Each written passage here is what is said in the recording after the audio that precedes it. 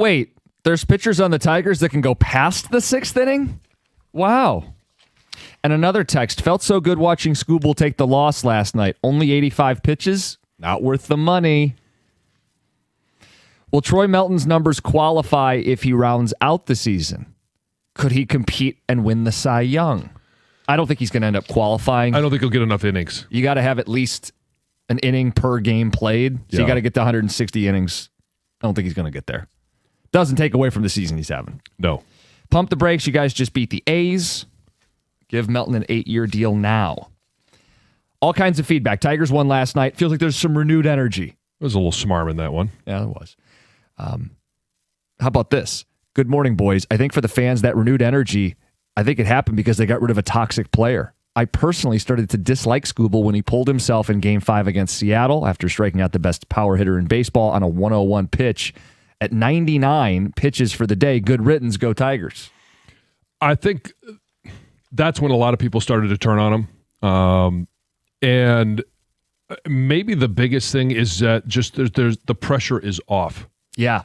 There's a pressure relief valve, and now all of a sudden it's a sigh of relief because a conversation that we've been having for 3 years of do you trade him, do you not? When do you do it? When do you not? You're going for it, and now all of a sudden, hey, he's gone, Casey Mize is gone, and it's just, hey, the kids are up, the kids are having fun, and we can have fun watching baseball again.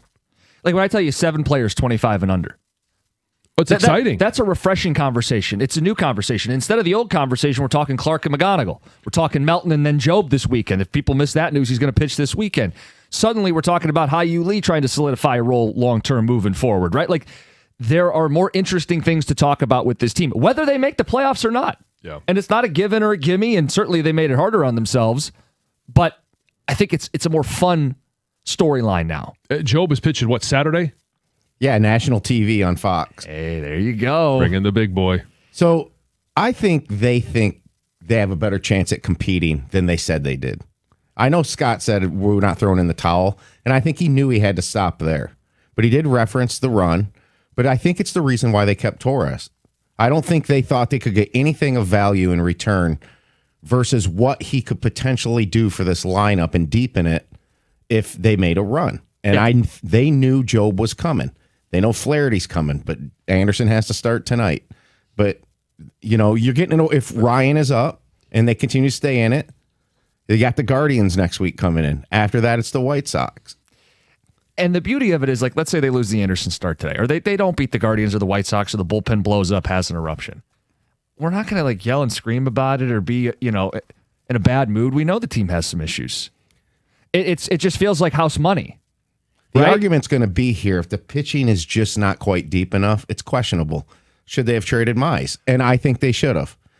I don't think he's part of their plans in the future. No, there was a report that they didn't offer him an extension. I saw some people freaking out about it. First of all, the guy has hardly thrown together complete seasons. There was no reason to extend him early. If they wanted to explore it after the season, they could have. But I'll defend not offering him an extension in season. He needed to show he could stay healthy. Yeah, I don't have an issue with that. It was kind of, it was a coin flip. If they kept him, I would have been fine with it and hope that they would re-sign him because it's going to be an affordable price if they set him off.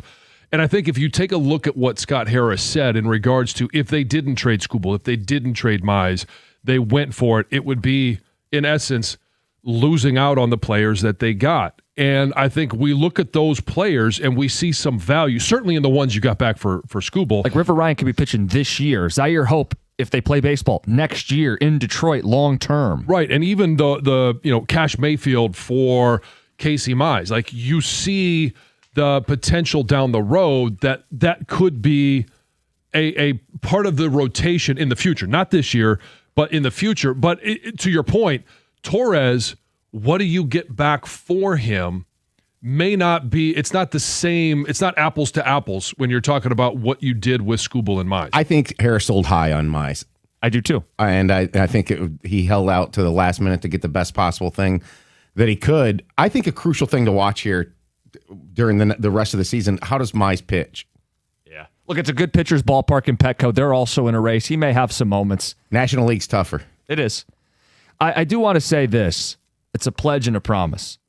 if they miss by a game, I'm not going to do, they should have kept Skubal, they should have kept Mize. That is a promise I will make to the listeners. Oh, 100%. Because they did exactly what we wanted them to do. Yeah. So Harris said Ryan is expected to be up here in September and contribute. You know what changed on the prospect thing during all this? Max Anderson's ETA is 2026. Yeah. They're saying he's coming this year. I could see it. So is that the final thing they do for the lineup that September, gets the Vierlings and the McKinstry's to being utility players like they should? Yeah. I could see that as another addition. I think they think they're in this big time. Well, look, But I mean, they how many just games? can't say it after what they did. No, and Harris said, look, after 100 and what was it, 12 games, something like that, they had seen enough to sell. But it's also, how did he rephrase it? Is 100, after 112 games, like that's not what this team is. It's not defined. It's not defined. Yeah, the 112 games doesn't define this team. It defines up to this point, and it defines our decision, but they can chart their own course for the next 50 games or so. 248-539-9797. I may have had my best idea on the show. The audience, the Twitch comments, they all agree with you. They love this idea I threw out there to start the show. The shock collar for any Skubal reference. Yeah. Did you guys see how Tarek Skubal pitched yesterday? Yes, and I love the comments. Only if the shock collar is worn by Costa. And then it followed up with, great idea, but you got to give Gov and John the button. I'm going to veto that. That's just going to end poorly for me. Yeah. I'd leave it in the hands of one Heather Park. Let her make the decisions. Oh, that could be fun.